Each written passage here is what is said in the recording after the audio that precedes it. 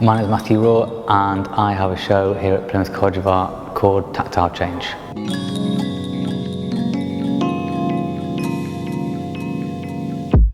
I wanted to make some sort of reference to where I was being invited to have a show, and I found out about a zoo that was once in Plymouth in Central Park. I was told about that by a local historian called Tony Davey and decided that that was an interesting part of Plymouth's history due to its location and proximity to the sea and history with boats coming in and out. And I found out that in the zoo lots of animals arrived and they were housed at Plymouth for varying lengths of time before going on to different places. And I do a lot of work about journeying and movement of people and migration, and made an immediate link to those kind of thoughts. This project was different for lots of reasons. The main one is because I was collaborating with the school. So I approached the school with ideas of collaboration. It didn't develop. I was very open at the beginning that due to the ethos of Plymouth School's creative arts with making in their curriculum in every stage, I was very attracted to that and I wanted to reference that. Therefore, the collaboration with them, I knew that it was going to infiltrate my show here. I didn't know how at the beginning, but I knew that I wanted that referenced in the show as a reaction to lack of making time, lack of art in the curriculum, the way that the country views the arts and likes to celebrate it but doesn't like to invest in it.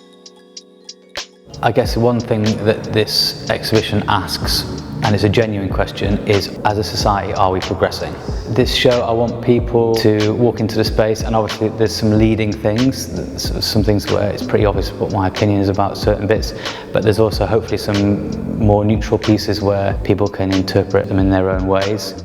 I wanted some sort of interaction, some sort of physical relationship. So in the case of the doors, as I said, you have to push through into the space to be able to kind of reflect, and that act, let's see if it has any impact or it makes a difference.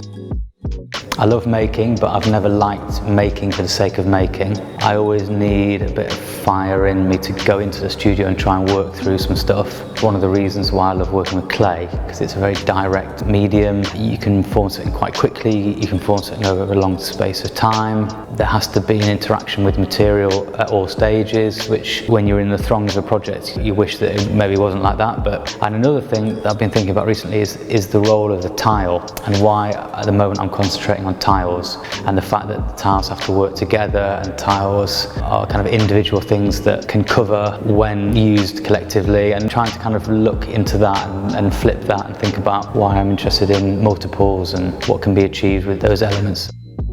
The studio where I made the work is on the outskirts of Paris, and it's quite obvious that it's a place of transition for a lot of people. There's a lot of people living in their cars very nearby, which is quite disturbing. It feels like a very fluid place to be. I guess in some respects I'm no different to that. I live in Paris, so I kind of get the train out each day to make the work. Practically it's been tricky, but it's also been quite interesting reflecting on the themes that I'm talking about here and flipping it so that I'm the one who has to travel and I'm the one who has to adapt and struggle. It's been tricky, but there's been a consistency to that thought process. Obviously leaving Britain as well, and with everything that's happening in Britain at the moment, to look back at Britain from afar has been interesting, and seeing what other people make of it. That change in scenario maybe has led to an energy, a nervous energy in this show. It's definitely been a new way of working. Now, I guess I'm in a similar boat to people who will come in here for the first time and reflect on, like, what's this fence? What do these things say to me? Because it's changing all the time.